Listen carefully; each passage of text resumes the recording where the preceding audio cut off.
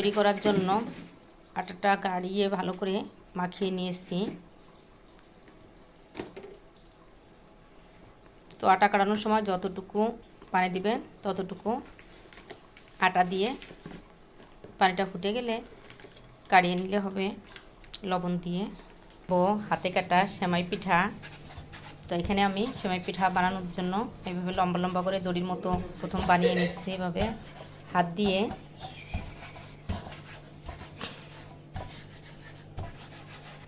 সেমাই পিঠা বানানোর জন্য প্রথমে সামান্য একটু নিয়ে এভাবে হাতের তালু দিয়ে ডলা দিলে হয়ে যাবে লম্বা লম্বা।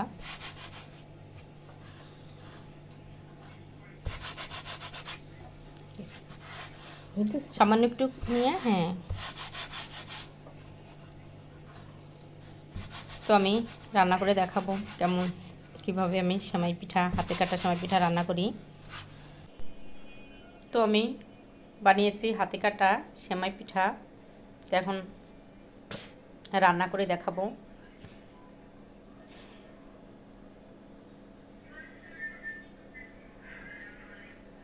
দুধটা ভালো করে জাল দিয়ে নিয়েছি আর এখন সেমাই পিঠাগুলো দিয়ে দিব।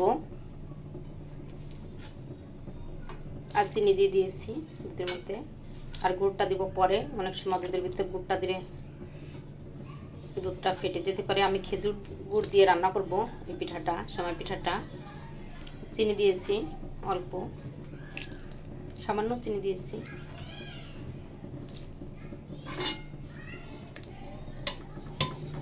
আলতো হাতে নাড়া দিয়ে নিব।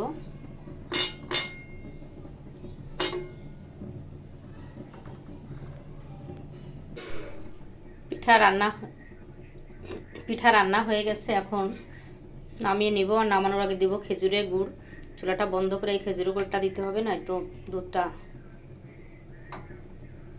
ফেটে যেতে পারে। আর খেজুরের গুড় দিলে সুন্দর একটা ফ্লেভার আসবে আর খেতেও ভালো লাগবে শীতের সময় পিঠা খেতে। তো পিঠাগুলো রান্না হয়ে গেছে আর এখন নামিয়ে নিব। আর একটা পিঠাও ভেঙে যায়নি,